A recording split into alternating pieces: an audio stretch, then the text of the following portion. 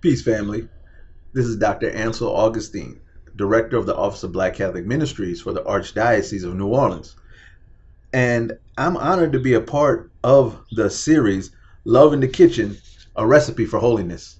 And the story I'd like to share with y'all is one of my dear friend and mentor, the late, great Chef Leah Chase. Uh, Chef at Dookie Chase Restaurant here in Treme area of New Orleans. Treme, one of the oldest actually, black neighborhood in the United States of America. And Miss Leah was part of the civil rights movement in various aspects, in various ways. Her restaurant, Dookie Chase Restaurant, down the street from where I worship at St. Peter Claver Church, and she was a parishioner at St. Peter Claver Church as well. Um, Served as a place where civil rights leaders, whenever they would be here in New Orleans, would gather and they would share a recipe of love around the table as they did God's work to create a more just society. And they did it all around in various ways and various sayings around various foods. And you know, one of our most famous foods here that Miss Leah was famous for was her gumbo. And when we look at gumbo, looking at the unique flavor and taste that comes from gumbo, and it has a rich history from Africa, Caribbean, or indigenous, all these cultures coming together to create this unique flavor.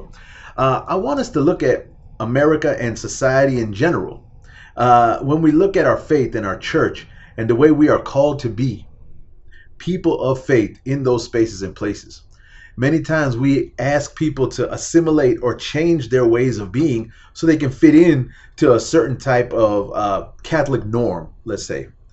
But what I love about gumbo is when you look at a bowl of gumbo, if it's seafood gumbo, you see the shrimp being shrimp, you see the crab pieces still being crab pieces, sausage, chicken. You can identify the different unique flavors and the unique ingredients that are in each bowl of gumbo.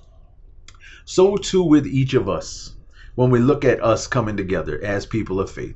You know, those ingredients come together to create this wonderful medley of flavor that many people around the world have grown to love. This unique gumbo, this unique dish that Ms. Leah was so famous for, and her love that came with the dish, the conversations that came with it.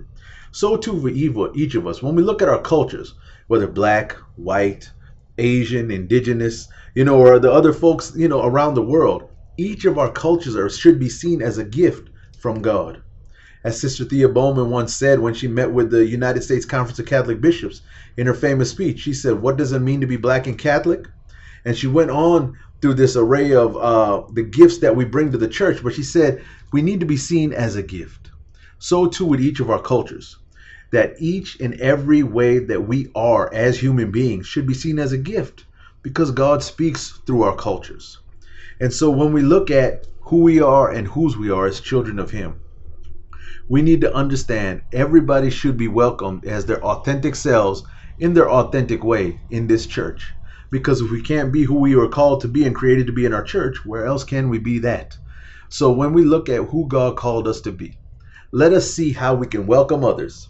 Let us see how we can appreciate their unique culture and their giftedness so that we can truly be one body of Christ and create a beautiful medley of flavor that is our universal faith. I thank you for your time, and I pray for you, and I ask you to pray for me as well. Peace and God bless.